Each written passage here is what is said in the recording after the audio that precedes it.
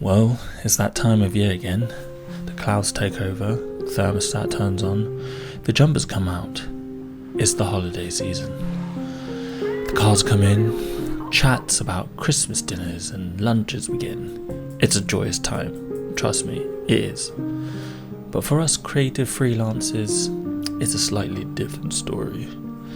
Businesses slowly but surely close up shop, and that means for us freelancers, the work dries up.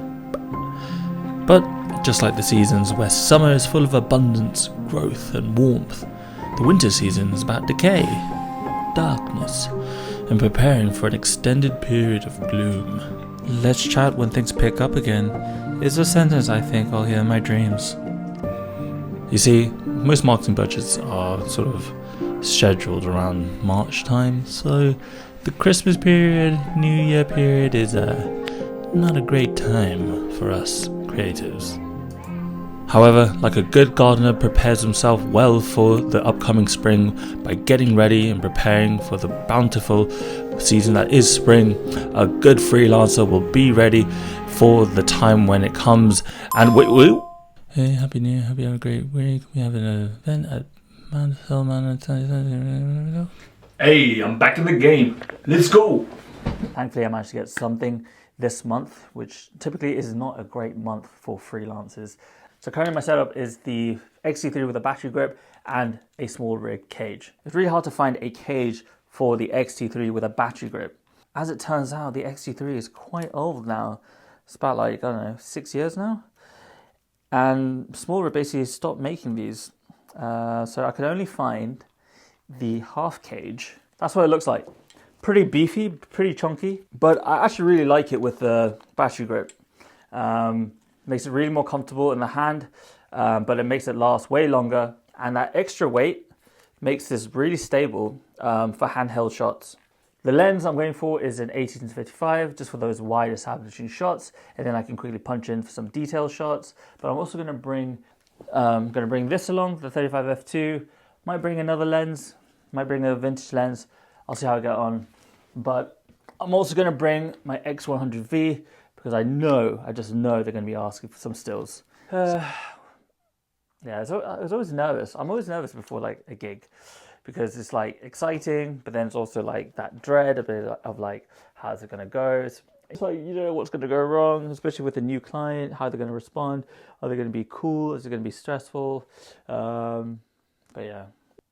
So, and it's also quite an early start tomorrow, which is fine. It's also on a Saturday, which is fine. So I'll get this packed up and I'll see you all in the morning.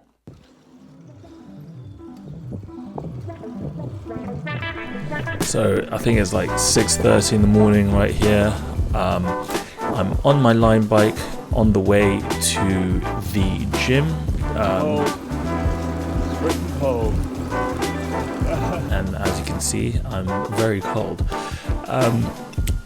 One thing I love about early starts though is just how quiet and peaceful London is, because you'll never see it this quiet during the day. You have to get up at the butt crack of dawn, and it's actually really nice.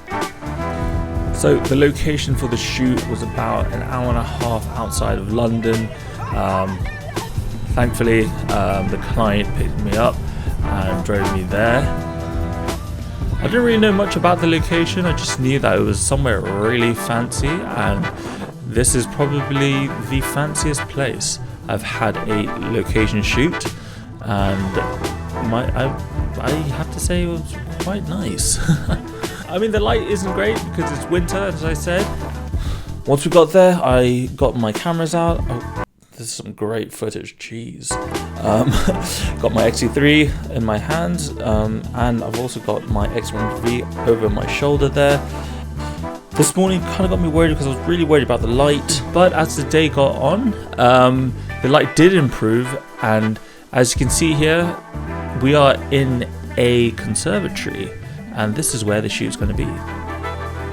So this is a relatively new client I'm working with, and I've been hired to shoot some content. They are a sort of a luxury boutique boxing gym, and today's shoot is a sort of event that they're holding in collaboration with this hotel. The shoot's going to be in this beautiful conservatory sort of greenhouse thing, and right now I'm just getting some composition ideas, some test shots, getting my exposure right, trying to see where I can shoot from in order to not be in the way of the of the people, but also to get the best shots possible. So I didn't get much of a brief for this shoot. All they asked for was to capture some content.